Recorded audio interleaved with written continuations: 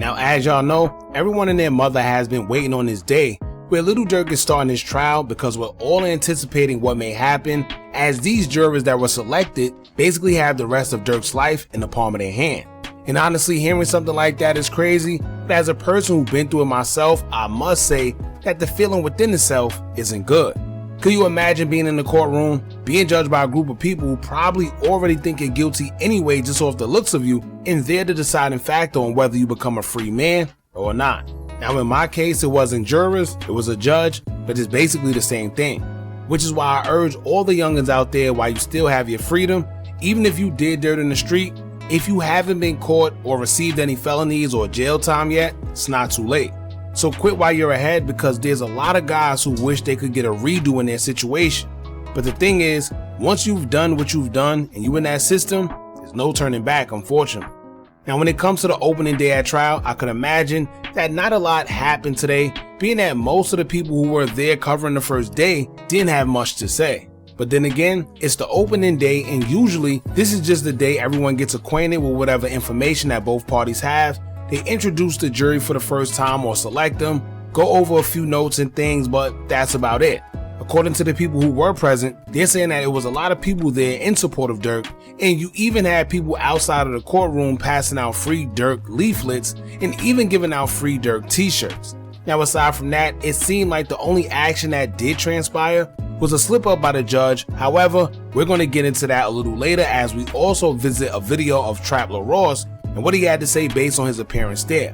But speaking of things happening and information, we will also learn that OTF Dede, who was also involved in this RICO indictment, seemed to be pretty loose himself, as DMs between him and Quando Rondo was recovered, showing him trolling Quando after the shooting of Little Pav. And honestly, y'all, it's things like this that, although people love to say free Durk and him, or say that they didn't deserve this or that, there's a lot of things that these guys brought on themselves. Not to mention a lot of digital evidence that they have on these guys actually came from them putting it out themselves for the world to see. For example, Durk took a picture of the $50,000 he gave OTF Jam, and now Jam, the same person he gave it to, will be testifying on what the money was actually for, or what he think it was, whatever it may have been. Then you have the famous infamous video of Durk speaking about someone ending up by a tree right after the death of FBG Cash, and his body was retrieved from by what? A tree. To top it all off, Booney Mo had to throw his 2 cents in and let the world know, y'all know, that we did it. Better have your gun for me. Better have your gun for Booney. Better have your gun for C. You don't believe me, you gonna see. You gonna end up by that tree.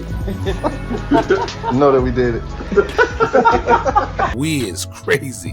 Now we're also going to get into a tweet that have been put out there that we don't know whether it's true or not, but I'm gonna leave that up for y'all to decide, and let me know what y'all think about it in the comments. Of course, we're gonna get into the You've Got Mail tweets, who also have been covering this Lil Durk case, as she tweets out whatever she come across while in the courtroom. Now we're going to get into it, y'all, but before we do, make sure you hit that thumbs up button, hype the video so we can get into the algorithm, and if you not subscribed to the platform already, make sure you do so now. Let's get into it. Hold up, y'all. There's no way you're watching this video for free right now, where you could be getting paid literally just for playing games while this video play in the background at the same time. Only difference is the increase in your bank account. Now I'm not saying you'll get rich, but I am saying that you could easily make something while doing nothing except for sitting on the couch playing games if you download the app Free Cash. Tap or click the link I pinned in the comment section, or scan the QR code that I put right here on the screen. Also, if you use my link right now, they give you a little something to start off with just for signing up. So if you want a little Uber Eats or something to snack on and don't feel like dipping into your own wallet, play a few games so you don't have to spend your own ends. Now let's get back to the video. Now, according to Trap Lil Ross, the judge mistakenly slipped up and stated that Durk and his co-defendants all entered a guilty plea, and the whole courtroom was lost for words. Y'all check this out. All right, folks, so I'm here at the federal courthouse for day one officially of Lil Durk's murder for hire trial. And I'm not gonna lie, things got off to an absolutely insane start. It was actually a wild start. No disrespect to the judge, but the judge made just a little bit of an accident Look, we're only human, but the judge accidentally said something that nearly completely ended the whole proceedings. Like, it was actually crazy. So the judge was kind of introducing everything, reintroducing the charges. The prosecutors had their opportunity to reintroduce to this potential jury what the charges are, what they're going to be facing, everything that's going on with that.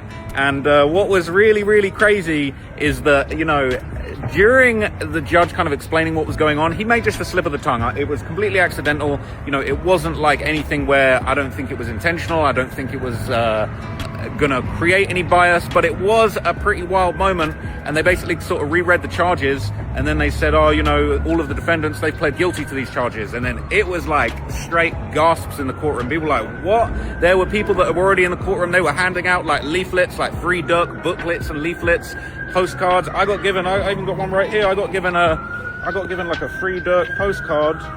So I guess I might be Team Free Lil Durk now. Shout out to the people that are in there, doing their thing. But there was this absolutely wild moment where the judge said, they all pled guilty. And then it was like, gasp, it was like, what? And then he was like, not guilty, my bad. And he kept it moving. Now look, he was very professional. I don't think that is anything that you could say was going to taint the jury or going to cause any major problems.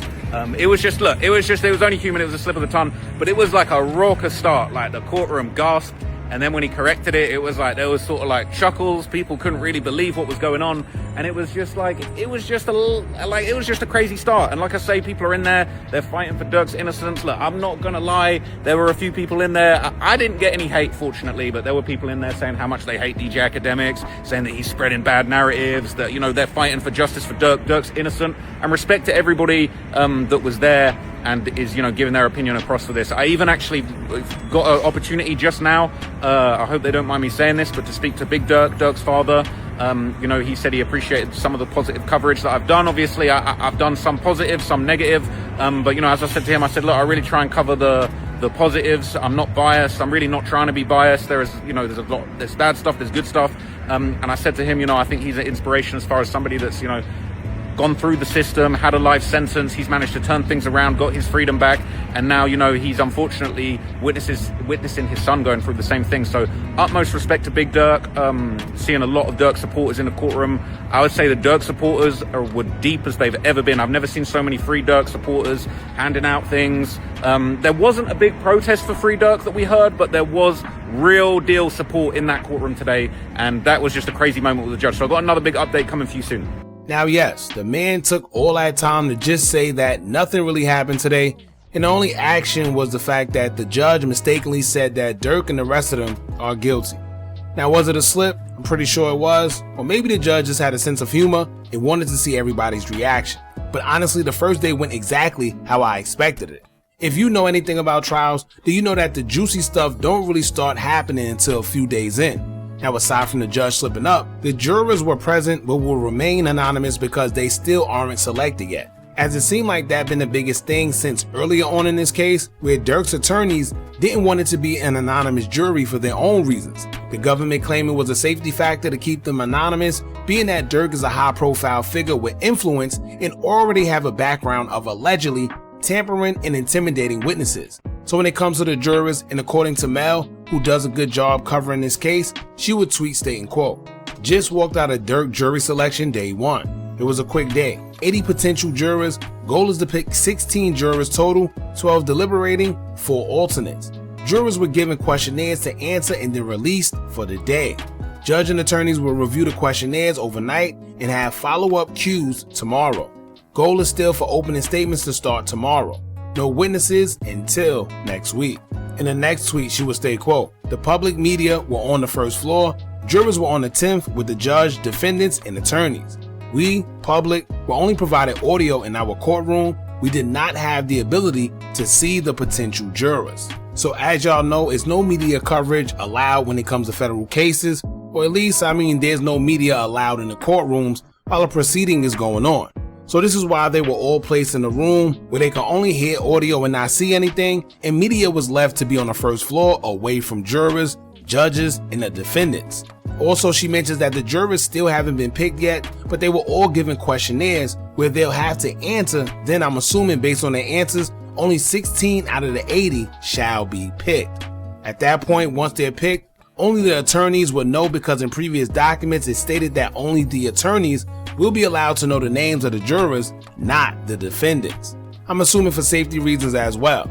Now, one thing I would say was kind of a win for Durk, and then when it comes to the first day, is the fact that the judge mentioned that this case will not be handled as a gang-related case. And if it does, very little evidence pertaining to gangs will be allowed. According to Mel, she would tweet stating, quote, "When going over the questionnaire, the judge noted there are some questions related to gangs, but he told jurors this is not really a gang case, so you should not draw any inference to that.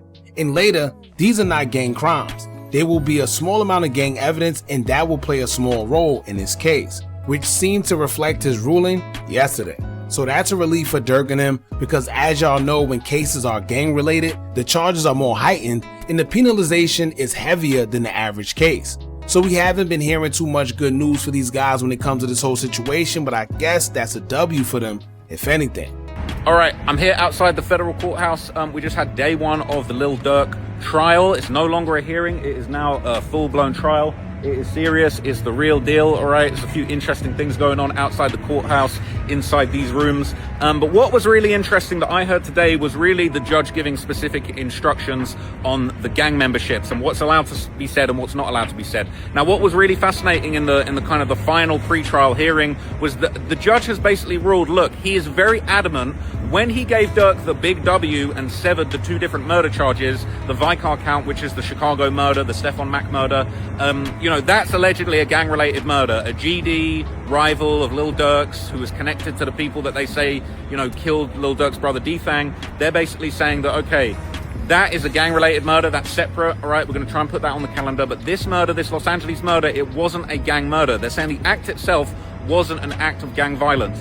What it was that they were basically, trying to, get revenge for what happened to King Von. Obviously, the judge made it very, very clear that what is going to be allowed to be discussed is King Von's gang membership, the gang membership between the defendants and co-defendants and co-conspirators, that basically means that they are relevant to each other, like how they know each other from way back being in gangs, the reason and the motivation and the motive for allegedly wanting to King Von because he was such a prominent member of the Black Disciples. But what they're not allowed to do and what they're not allowed to look into and talk about is, the gang reasons. They're not allowed to say that it was a gang-related murder. And what I noticed, and bear in mind, I've looked into this story extensively, I've looked very, very deep into Quando Rondo's gang affiliations, his membership of the Rollin' 60 Crips, but in Savannah, Georgia, these gangs kind of have a lot of different, I don't know the right word, but sets kind of all around the country. And, Quando Rondo's gang membership has never been brought up, and they're not going to be allowed to basically talk about gang membership in context of the murder of Savia Robinson, aka Lil Pab. But what is interesting is the judge said, look, it's up to the jury. If the jury decide based on the testimony that they think Durk and them were all in a gang and were doing gang stuff, that's fine. But that might not necessarily mean that they believe that he did the murder, and vice versa. They can say, he said that, look, the jury might be completely unconvinced that Durk was ever in any kind of gang, but if they're convinced that he orchestrated the murder for hire with his co-conspirators, then they can still find him guilty even if they don't believe that there's any sort of gang membership. So it was a really interesting kind of back and forth. Some of the stuff that's going to be allowed, I think, is going to make a big difference, but I think that is a big key issue that the judge has ruled on, the gang membership, whether they're allowed to talk about that. And again, I feel like that's honestly something that really works in Durk's favor. They're going to allow some of it. Obviously, the government's gang expert is allowed to testify, but he's not allowed to talk about certain things. And I really think that is leaning more towards being beneficial to Durk. So I will be giving you guys an update as soon as I hear more. Thank you for watching this one. I'm out. Now remember, I told y'all someone put a tweet out there. It made it seem like it was a huge brawl in court involving people from Durk's side and OTF Jam. Well, one user by the name of White Ghost on Twitter would tweet stating, quote, "I'm currently in the court, bro. A brawl broke out between Durk and Jam.